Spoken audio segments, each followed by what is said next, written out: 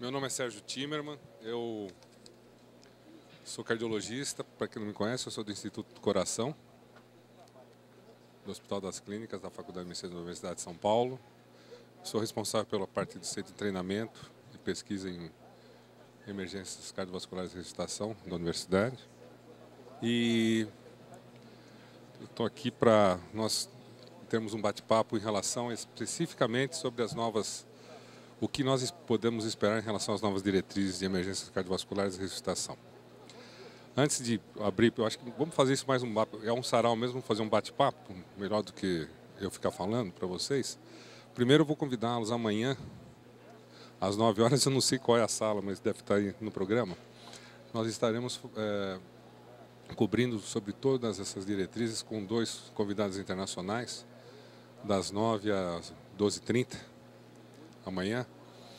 E o que são essas? Eu vou fazer um comparativo para vocês entenderem o que é essa diretriz.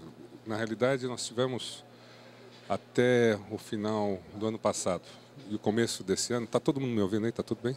Ok.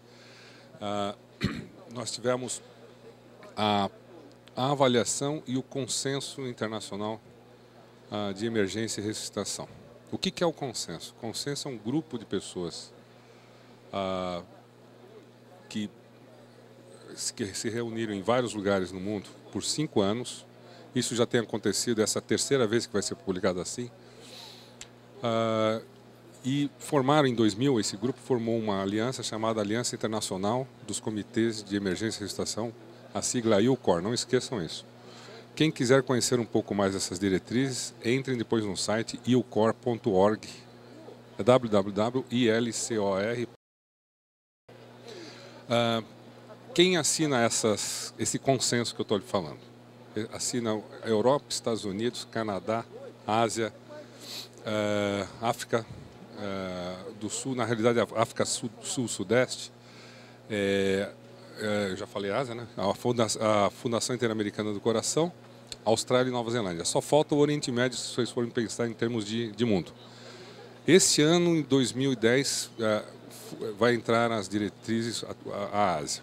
A publicação, estou falando para vocês hoje, dia 18 de outubro, sai no Circulation, pode todo mundo ter o Circulation, e o Resuscitation. Vai sair a Europa, Estados Unidos imediatamente, o consenso.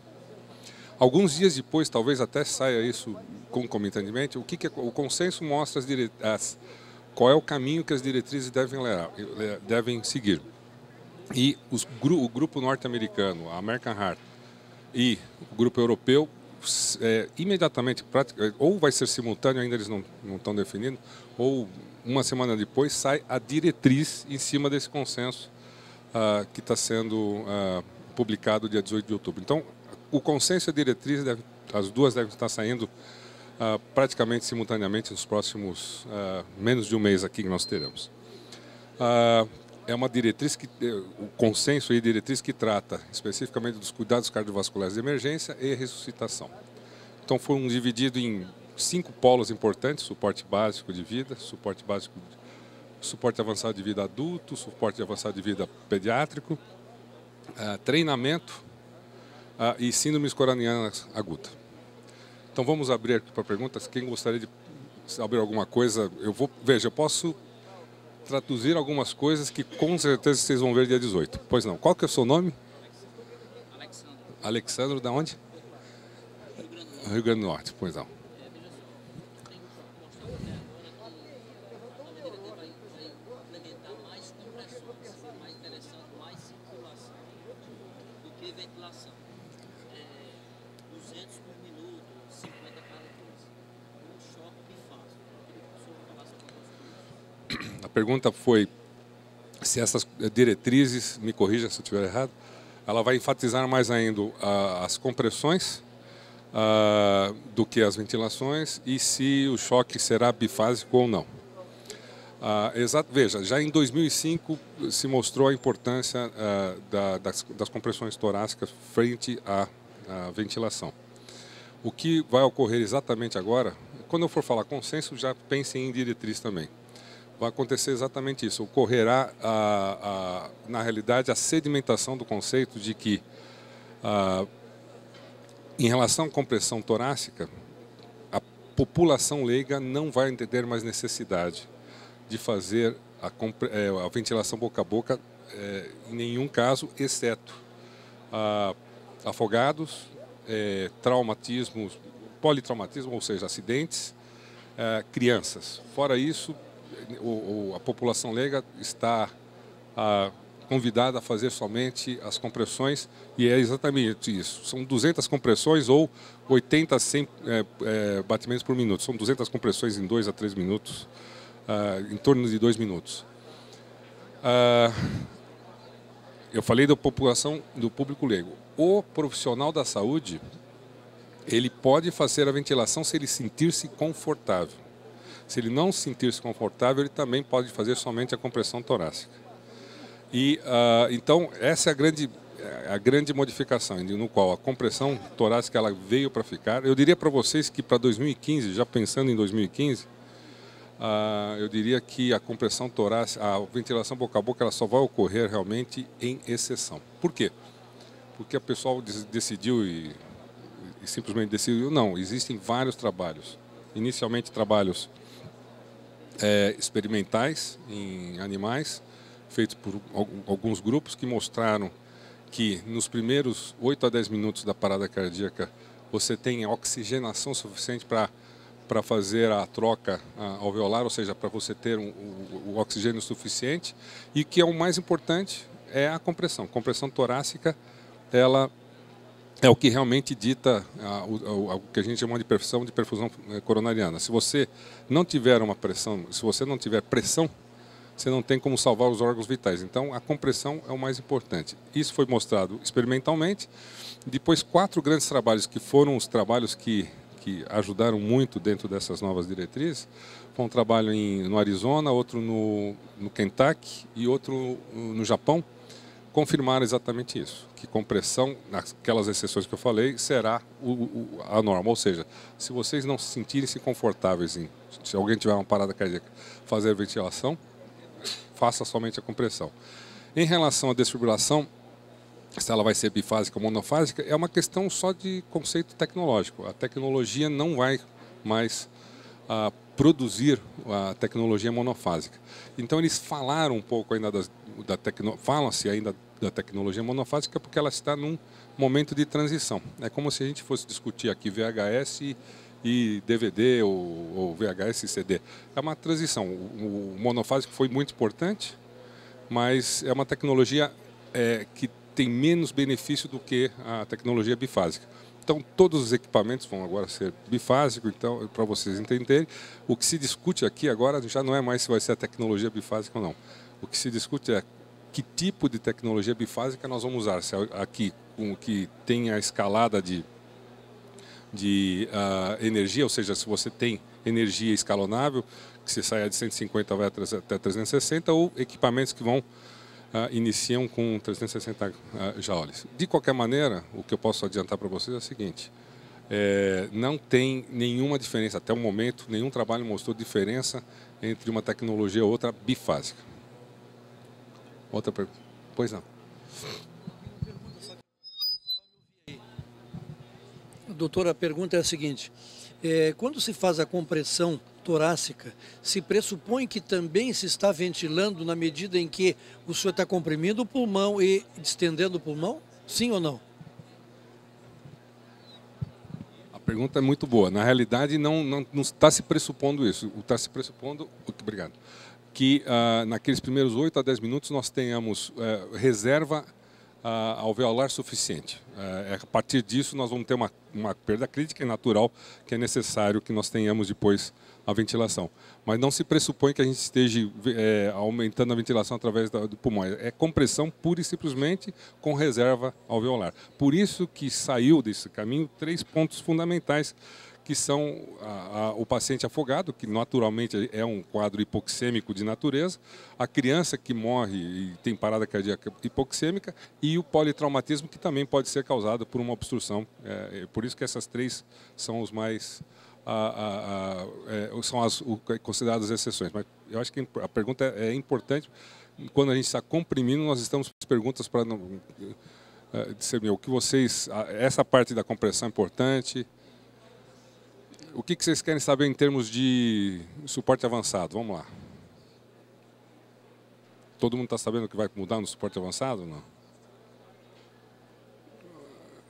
Uma coisa ontem foi colocado, eu vou trazer para vocês aqui, não vou trazer nem como pergunta, mas como um bate-papo, é sobre em que momento nós devemos utilizar as drogas como adrenalina, a vasopressina, etc, etc.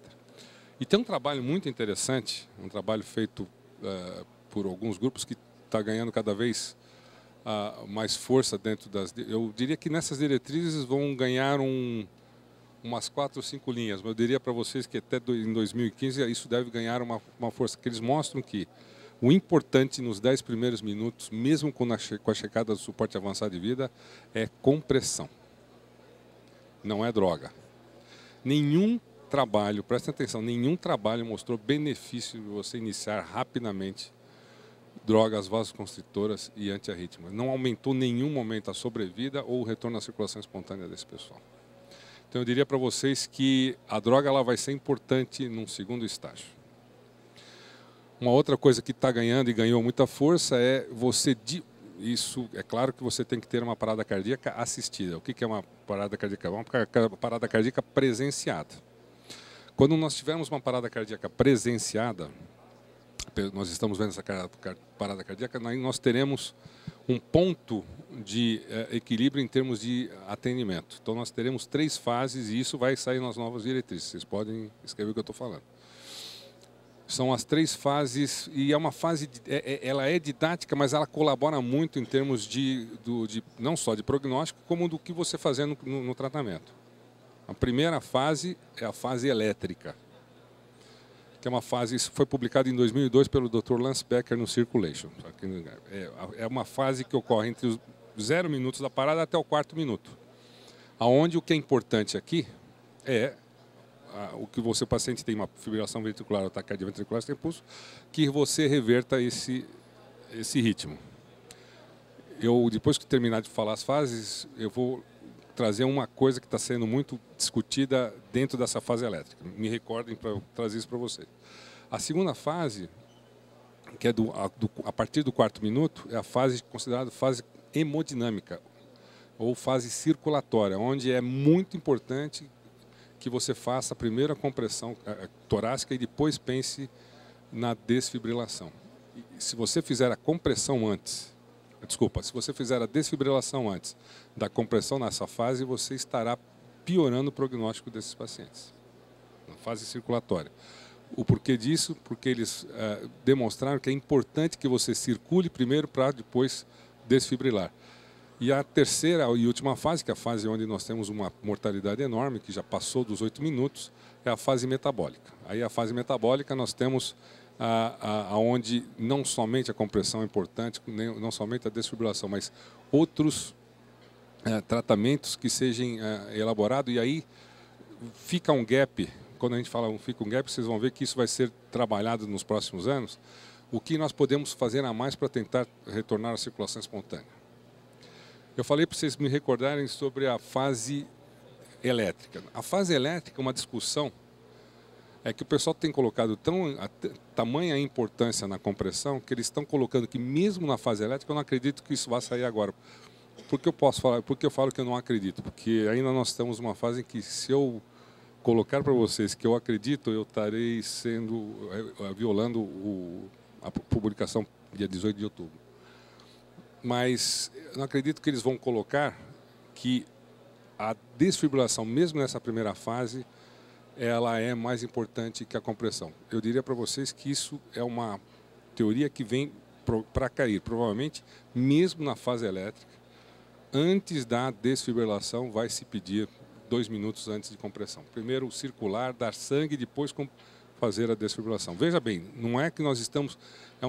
São conceitos simples, mas que têm aumentado números de retorno à circulação espontânea. Então, eu diria para vocês que não nessas diretrizes já se vai enfatizar em muito a compressão, mas para 2015 eu diria para vocês que compressão desde o 0 minuto do jogo. Então, em relação à droga, como eu te falei, eu acho que nesse momento vão se citar que é mais importante, nos primeiros minutos, que nós possamos fazer muita compressão torácica. Vocês viram que nós estamos nos resumindo a uma coisa muito simples, que é comprimir, né?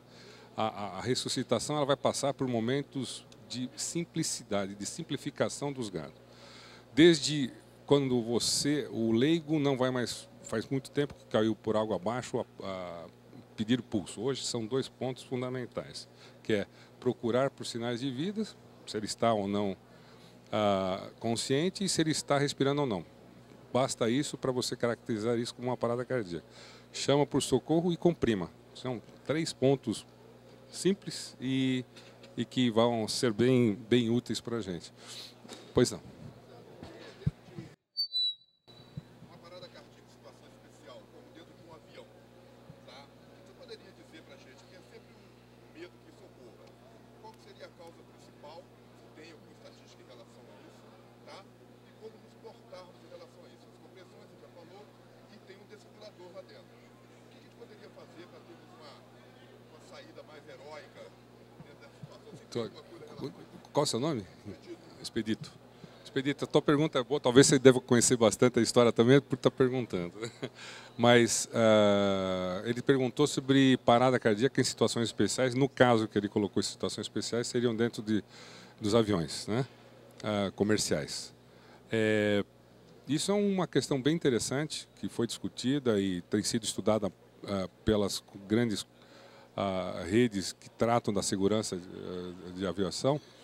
E antes do advento do suporte básico e da desfibrilação dentro do avião, as possibilidades de sobrevivência dentro do avião era zero. Zero. Por quê? Muito simples. Se nós estamos falando, se nós pensarmos que a parada cardíaca, a partir do momento que a gente tem uma parada cardíaca, são de 7 a 10%, vamos colocar, arredondar para 10% de chance de mortalidade a partir contando cada minuto que passa, depois de 10 minutos você está morto, né? Só teria uma única, por isso que é importante com que a população se engaje e se sensibilize e se engaje.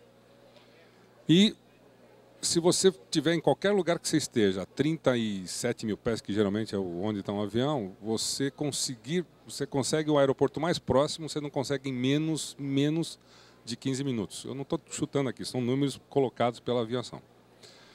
Todas as companhias aéreas que fizeram suporte básico de vida, que implementaram um sistema de suporte básico de vida, o que é isso? São as pessoas que atendem lá, são a tripulação, fazem o suporte básico de vida e que tenham equipamentos necessários, o equipamento seria um desfibrilador, eles aumentaram em muito a chance de sobrevivência, que era de 0, a Qantas foi para 32%, a American Airlines em 1997, ela foi para 43%, em 2007 agora ela foi para 63%. Quando a gente fala de sobrevivência, pessoas que receberam alta hospitalar.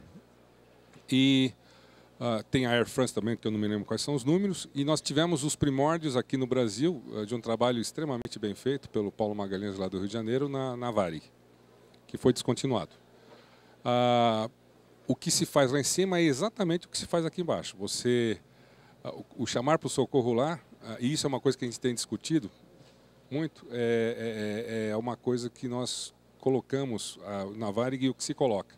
Se chama uma pessoa, geralmente o médico, e aí pergunta-se, quando o médico chega, você tem condições de atender uma parada cardíaca? Você sente-se confortável em atender uma parada cardíaca? Caso contrário, a nossa tripulação está apta para isso. E através disso foi uma maneira de eles conseguirem fazer com que melhorassem muito isso. Porque você sabe que o nosso principal problema na Varig aqui, que as 2 primeiras paradas cardíacas morreram pelo mau atendimento médico que foi feito quando nós chamamos o serviço médico. Foi um pediatra que teve uma parada cardíaca atendido por um anestesista, e o anestesista não quis utilizar o desfibrilador. Falou que ele não estava confortável, então, fica quieto, né, com a sua cadeira. E essa foi a realidade. Aí se discutiu novamente. Uma outra pergunta que você colocou, que é muito interessante, qual é a modalidade que ocorre a parada cardíaca lá dentro. Todo mundo achava que a fibrilação ventricular e a taquicardia ventricular sem pulso fosse a mais frequente, mas existe hoje um fenômeno dentro do avião que é provavelmente que ninguém entende a razão, que é um número grande de atividade elétrica sem pulso. Provavelmente as pessoas estão morrendo silenciosamente. Elas estão lá estressadas, na cadeira, quando vão ver, ela já está parada há um bom tempo e provavelmente aquilo já foi deteriorado. É isso que está se estudando. Se é um fenômeno novo ou que nós estamos descobrindo, aí já não é culpa de ninguém, né? Se nós estamos descobrindo tardiamente aquela parada cardíaca. De qualquer maneira, o socorro, o que se faz? Você não vai fazer o atendimento na cadeira, você tira essa pessoa da cadeira, leva ela para uma GALE. GALE é um lugar onde eles fazem aquele atendimento, onde eles têm um espaço maior, e começam a fazer aquilo que nós faríamos aqui. O que eu aconselho a todos vocês é que mandem e-mails para as companhias aéreas nacionais, porque nenhuma delas, até hoje, brasileira, adotou nenhuma desses trabalhos. Pois não.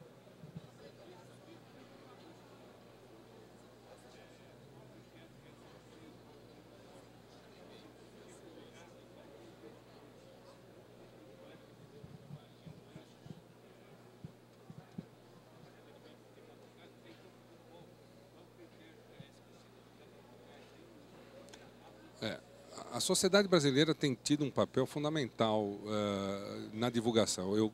O que eu acredito dentro de uma sociedade médica? A sociedade ela tem um papel muito mais do que fazer curso, é de fazer a sensibilização da população e a sensibilização do profissional da saúde para a divulgação disso. E a Sociedade Brasileira de Cardiologia foi uma das sociedades, foi a sociedade que encampou isso. Eu tive a honra de começar isso numa gestão muito tempo atrás.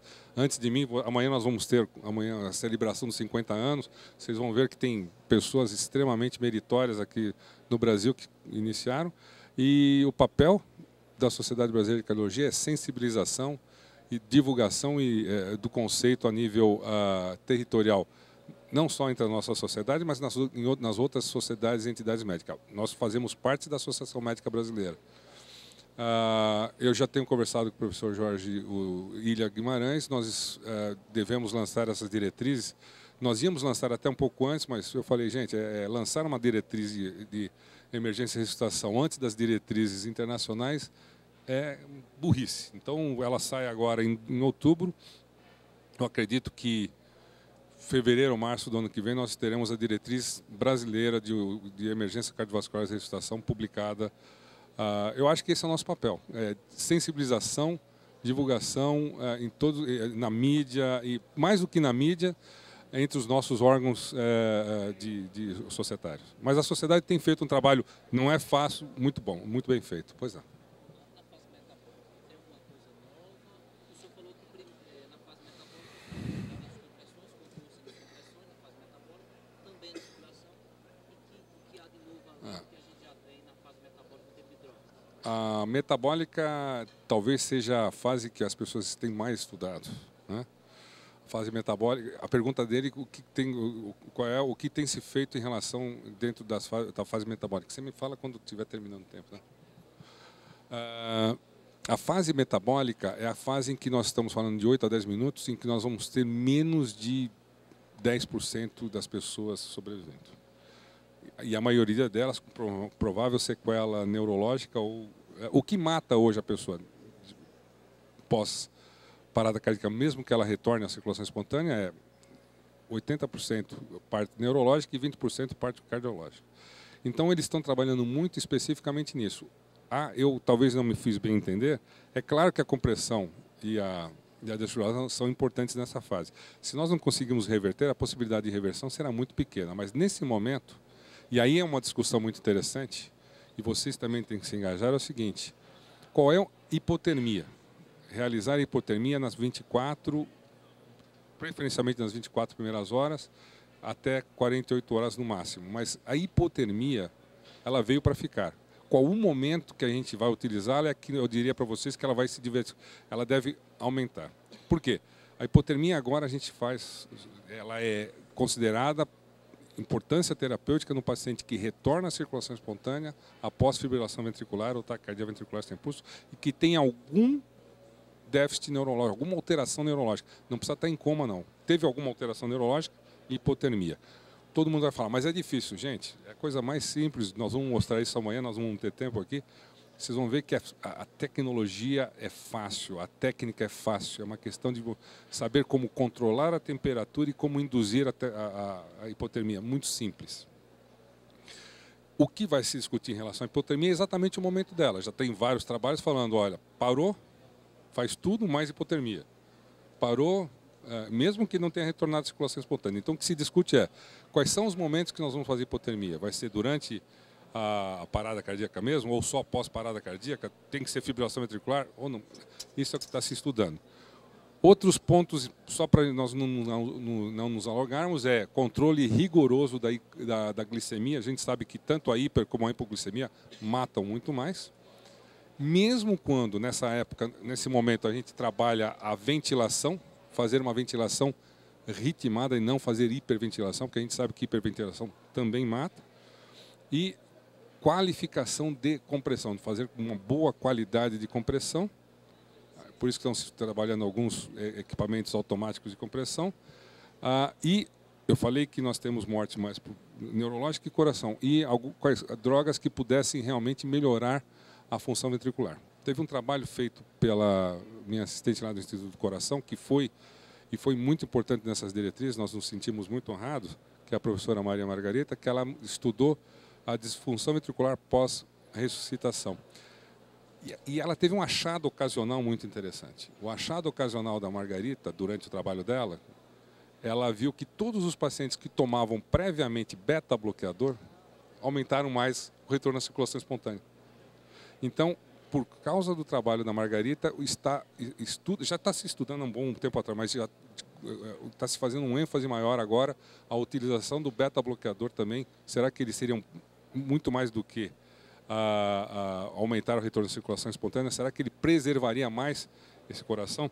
E já se discute dentro da fase metabólica, e não vai ser para essa, o que eles chamam do coquetel da ressuscitação, no qual você estaria o vasoconstritor, 2 vasoconstritores, que seria a adrenalina mais a vasopressina, um antiarrítmico, que é a amiodarona, e eles introduziriam mais 2 drogas. Uma delas seria um vasodilatador, mas por que o vasodilatador? Porque para tirar os efeitos danosos dos vasoconstritores, daria uma dose pequena de nitroglicerina, e eles estão pensando em utilizar também junto o beta-bloqueador. Então já se estuda...